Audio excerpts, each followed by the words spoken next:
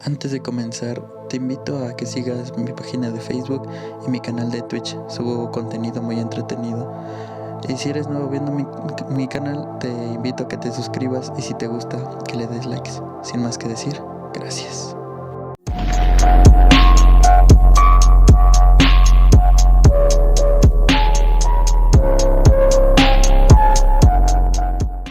El espejo del baño siempre me ha inquietado. No es nada especial, un espejo rectangular sin marco, colgado sobre el lavabo. Pero hay algo en su reflejo que me hace sentir incómodo. Al principio, pensé que era mi imaginación. Me veía más demacrado, con sombras más profundas bajo los ojos, una palidez enfermiza en la piel. Pero cuanto más lo miraba, más seguro estaba de que no era solo mi imaginación. Mi reflejo parecía diferente. Empezó con pequeños cambios. Una sonrisa que no recordaba haber hecho, una mirada en mis ojos que no reconocía. Al principio, lo atribuí al cansancio, al estrés. Pero luego, los cambios se hicieron más pronunciados. Una noche, mientras me cepillaba los dientes, ocurrió lo que ya no pude ignorar: el retraso. Escupí en el lavabo y me erguí con naturalidad, pero mi reflejo tardó una fracción de segundo en hacer lo mismo. Fue un parpadeo, un solapamiento visual, como si la conexión entre mis músculos y el azogue se hubiera vuelto lenta, pesada. Me quedé helado, con el cepillo aún en la mano. Mi reflejo también se detuvo, pero sus nudillos blancos apretaban el plástico con una fuerza que yo no estaba aplicando. Su respiración, visible en el ligero empañamiento del vidrio, no seguía el ritmo de la mía. La habitación de atrás empecé a notar que el baño detrás de él no era exactamente el mío. En el reflejo, la puerta estaba entornada, revelando un pasillo sumido en una oscuridad absoluta, una negrura que mi pasillo real no tenía. El jabón sobre el lavabo de cristal estaba desgastado, casi consumido, mientras que el mío estaba nuevo. Lo peor fue esta mañana. Me acerqué para afeitarme y, al apoyar las manos en el borde del mueble, sentí el frío del mármol. Pero mi reflejo no miraba mi cuello. Me miraba directamente a los ojos, con una fijeza depredadora. Entonces, sin que yo moviera un solo músculo de la cara, mi otro yo abrió la boca. No emitió sonido, pero el vaho que dejó en el cristal formó una sola palabra, escrita desde el otro lado: cambio. Retrocedí tropezando con la bañera, pero él no se movió. Se quedó allí, apoyado con suficiencia, viéndome tropezar, con esa sonrisa que ahora sé que no es la mía. Es una sonrisa que tiene demasiados dientes. No hubo el estruendo de cristales rotos que esperaba. En su lugar, se escuchó un sonido húmedo, como alguien caminando sobre lodo espeso. La superficie del espejo dejó de ser sólida y comenzó a ondularse como mercurio bajo una brisa inexistente. Mi reflejo estiró un brazo. No hacia su propio lavabo, sino hacia afuera. Vi cómo sus dedos, mis dedos, pero más largos, terminados en uñas amarillentas que yo no tenía, presionaban la superficie desde el interior. El vidrio no se quebró. Se estiró como una membrana de látex transparente. La tensión era insoportable hasta que, con un chasquido sordo, la mano atravesó la barrera. Sentí un frío ártico invadir la habitación. El aire se volvió pesado, saturado de un olor a ozono y a humedad antigua. La mano de mi reflejo se apoyó en el borde real de mi lavabo, y el mármol crujió bajo su peso. Lo vi emerger lentamente. Primero, el hombro, que se dislocó con un crujido seco para poder pasar por el ángulo estrecho. Luego, su rostro. Al salir del marco, las sombras de sus ojos no eran falta de sueño. Eran cuencas vacías que de alguna manera lograban fijarse en mi alma. Finalmente, su torso, vestido con una versión raída y grisácea de mi propia camiseta. Yo estaba paralizado, mi espalda contra los azulejos fríos de la pared opuesta. Él terminó de salir, dejando el espejo vacío, convertido en una placa de color gris plomo sin reflejo alguno. Se puso de pie frente a mí. Era 1 centímetro más alto. Se tomó un momento para inhalar el aire de mi baño, cerrando los ojos con un placer enfermizo.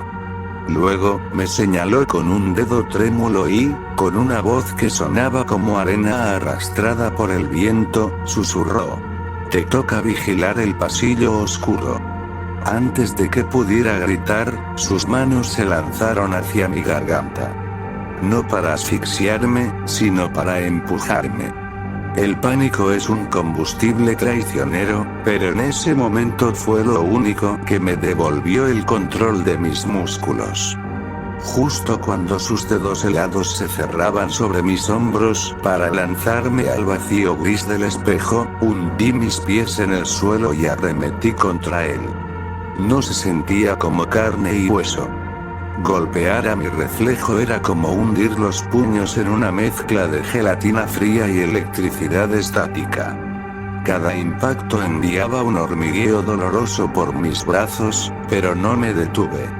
Lo empujé contra el lavabo, y el estruendo de la porcelana al vibrar pareció debilitar su forma. Él no gritaba con cuerdas vocales. Emitía un siseo estático, como una radio mal sintonizada. Sus dedos se clavaron en mis antebrazos, y sentí como mi propia piel empezaba a perder color allí donde él me tocaba, como si me estuviera succionando la realidad. Miré de reojo el espejo. La superficie de mercurio empezaba a vibrar con más fuerza, volviéndose sólida desde los bordes hacia el centro. Si el cristal se cerraba conmigo fuera y él fuera, ambos moriríamos. Si se cerraba conmigo dentro, él se quedaría con mis llaves, mi cama y mi vida. «Vuelve a tu sitio».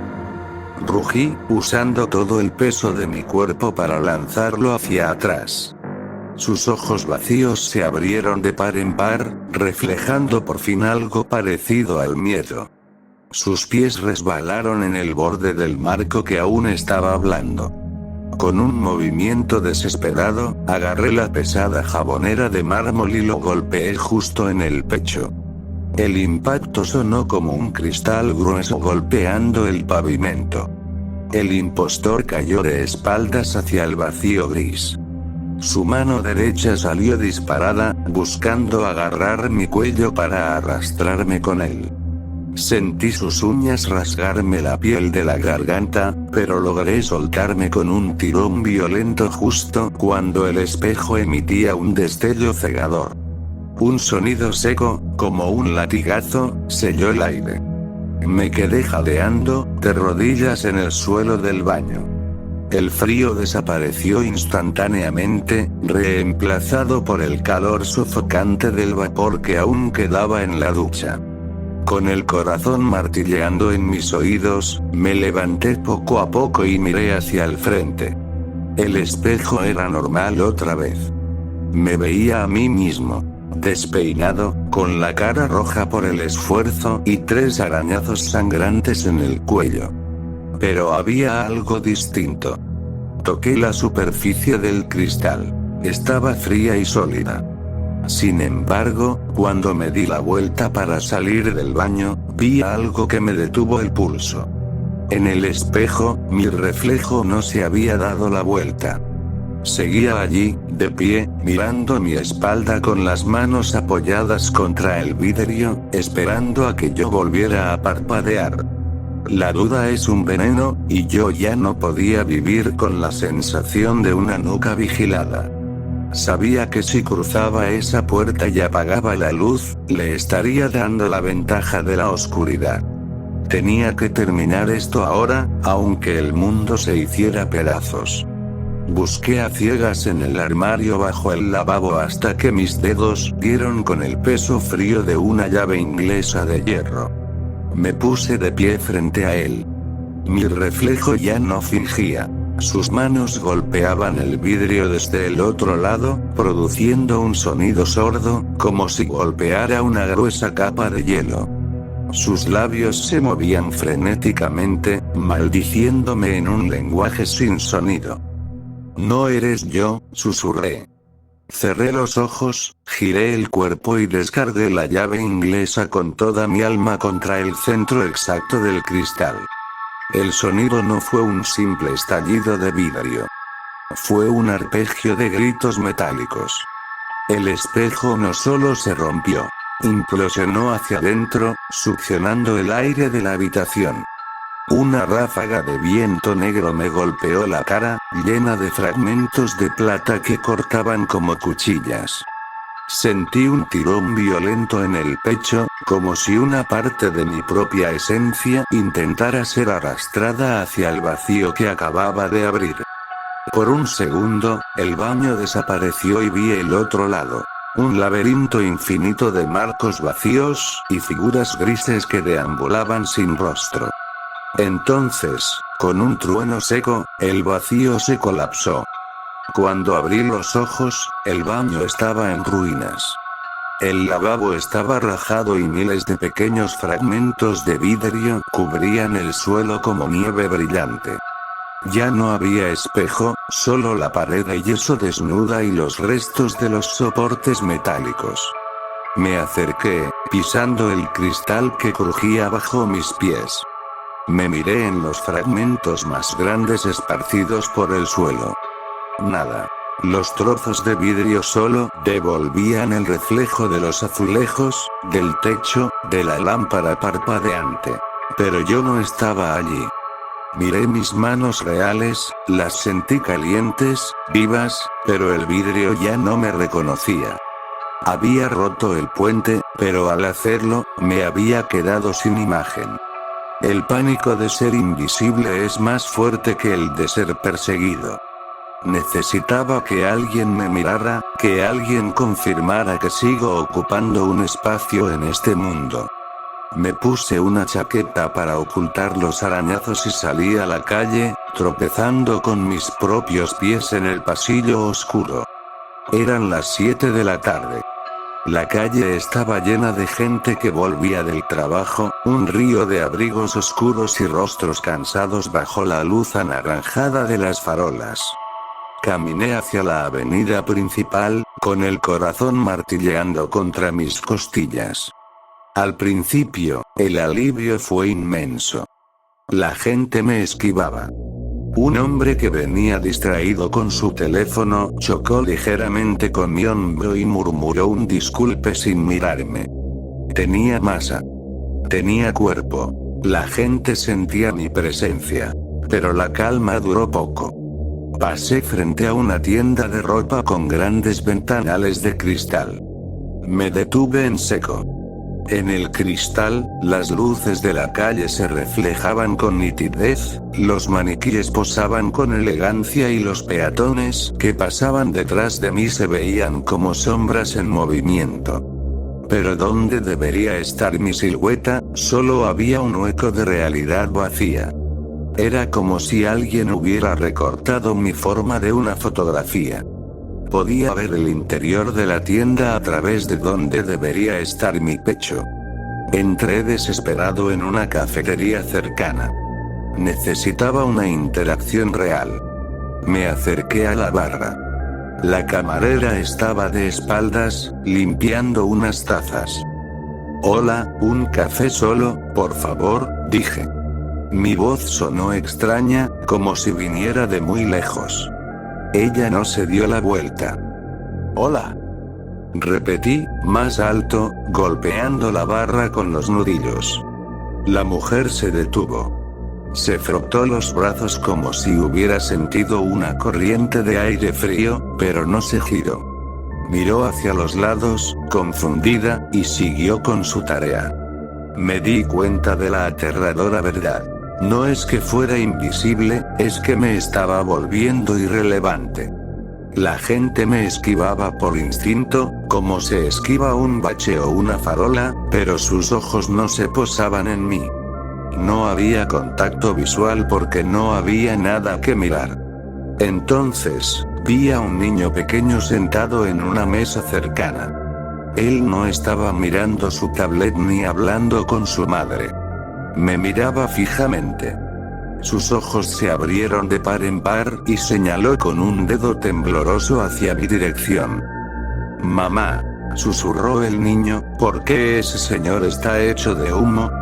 Su madre miró hacia donde yo estaba, pero sus ojos pasaron de largo, directamente hacia la puerta. «No hay nadie ahí, cariño. Come tu pastel». Me acerqué al niño con una urgencia que rayaba en la desesperación. Si él era el único capaz de procesar mi existencia, era mi última ancla. Me puse de rodillas frente a su mesa, ignorando a la madre, que seguía removiendo su café como si yo fuera un simple cambio en la presión del aire. «Puedes verme, ¿verdad?», le susurré. Mi voz ya no era un sonido, sino un pensamiento que vibraba en sus oídos.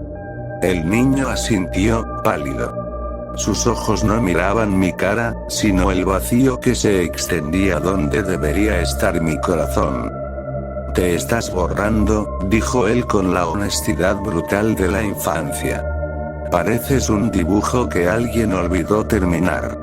Extendí mi mano, que ahora era una neblina grisácea, y toqué su pequeño hombro. Al contacto, sentí una descarga de realidad.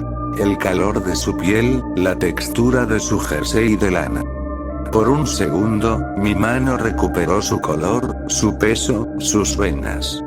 El niño soltó un gemido de dolor. Le estaba robando su presencia para reconstruir la mía.